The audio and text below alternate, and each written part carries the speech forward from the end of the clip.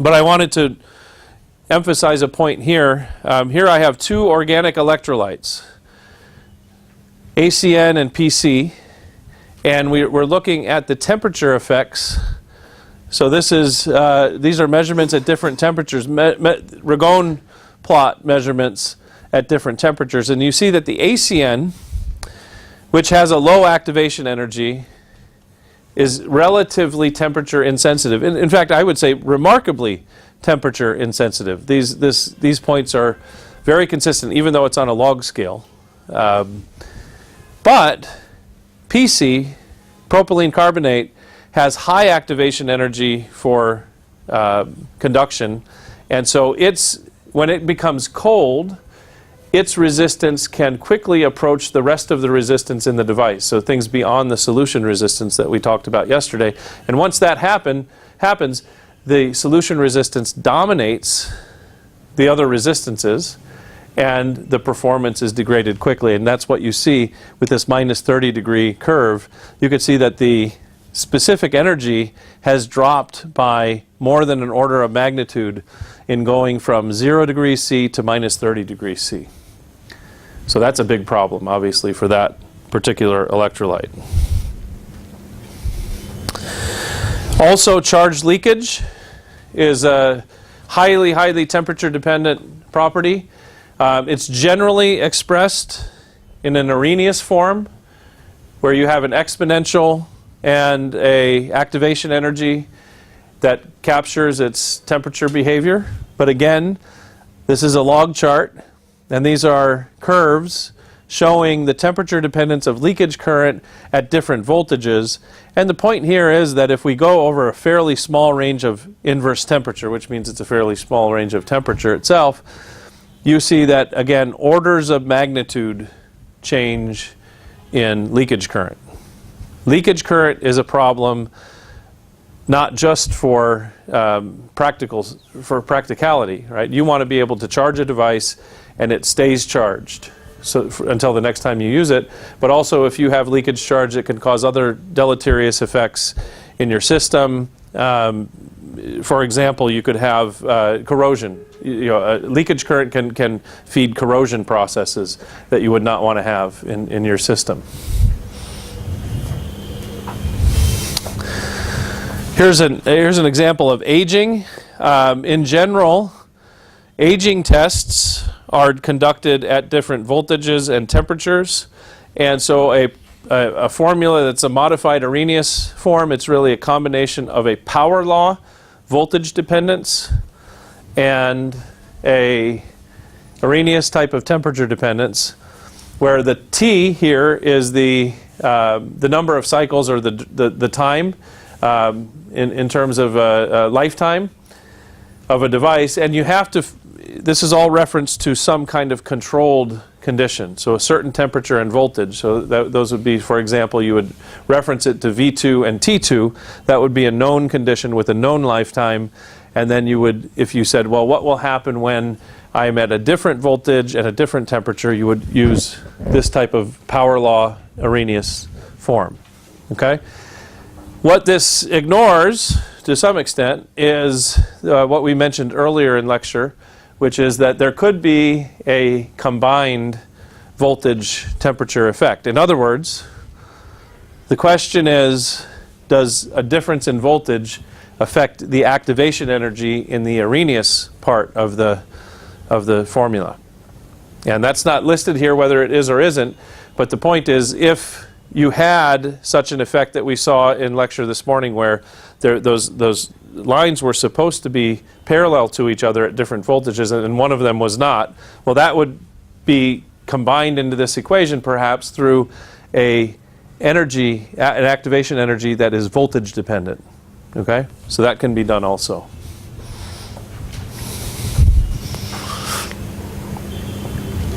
All right, I'm going to move a bit into a discussion of how to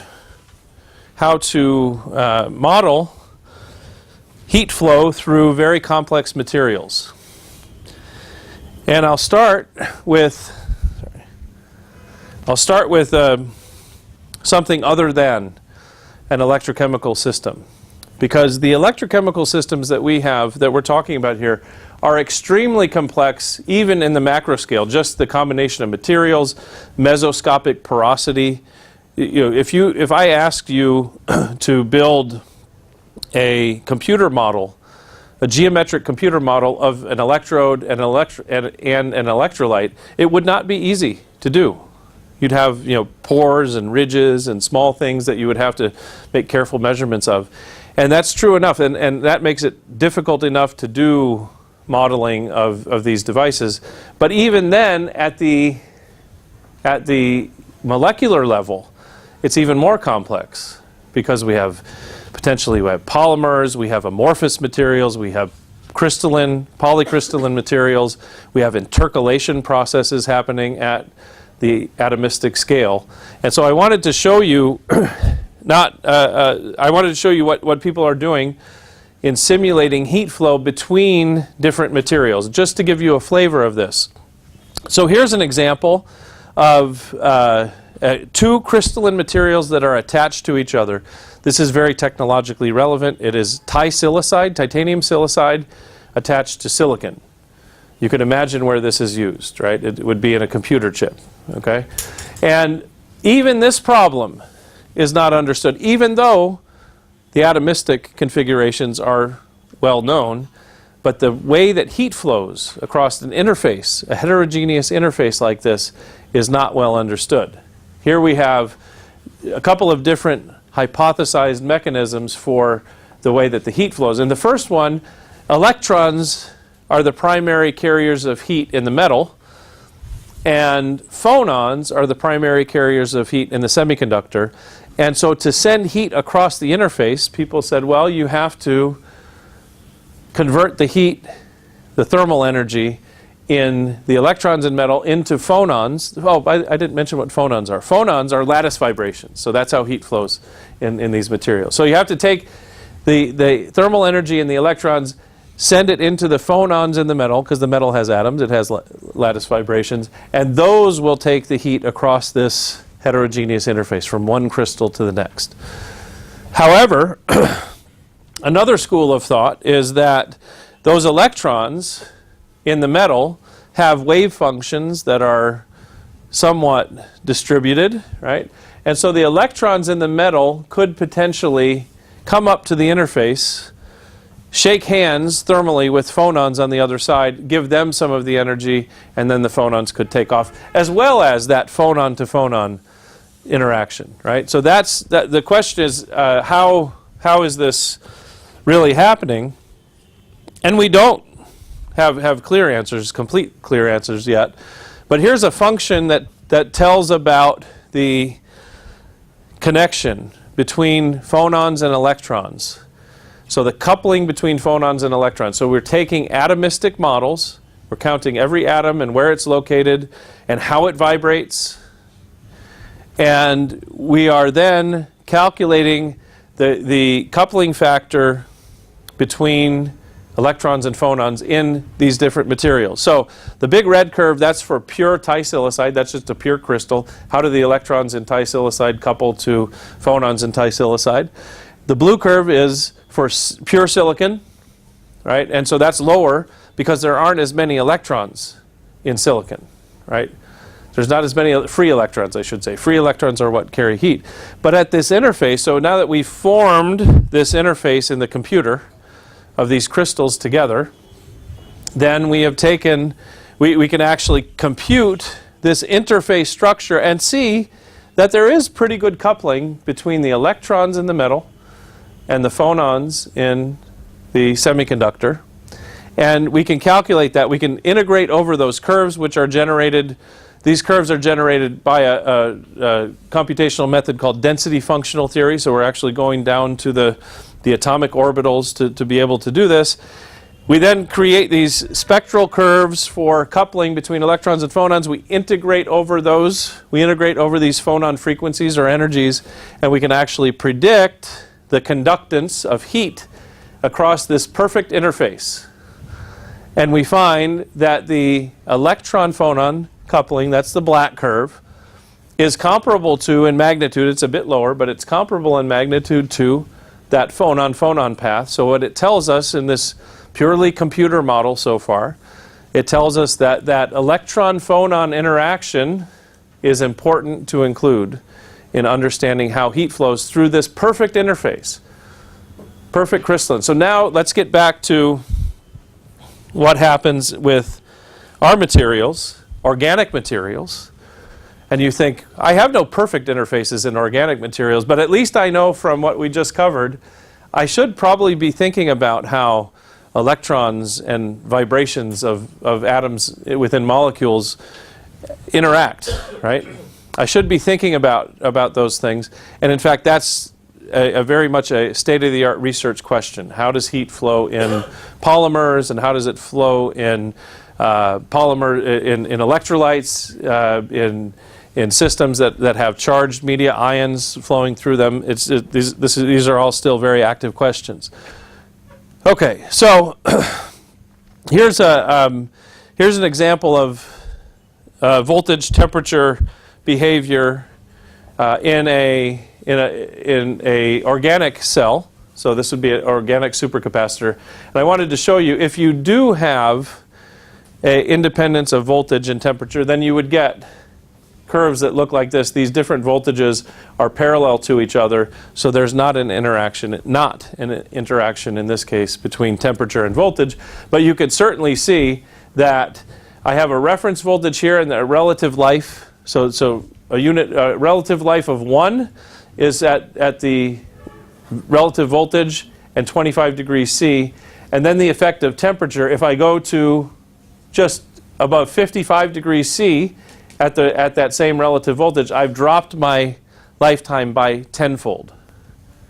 So 30 degrees C reduces the life of my device tenfold. That's amazing. I think that, that's not all that unique to reliability, the performance of different devices. I think it's fair to say that folks in India and in warmer climates tend to have their things wear out faster, right, than they do in other places. And that's why. I mean, what this curve tells you, you could pick any of these. At any voltage, if you just increase your temperature by 30 degrees C, you're going to drop your lifetime of that device by a factor of 10. It's too much, I think, right?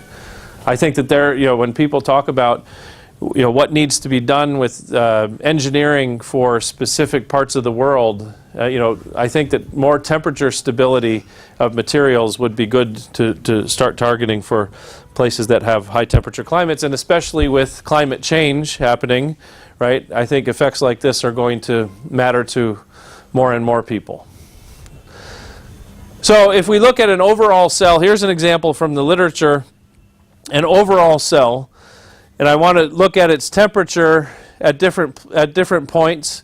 In this case, they started using a cyclic program to charge-discharge constantly, and that profile is shown up here.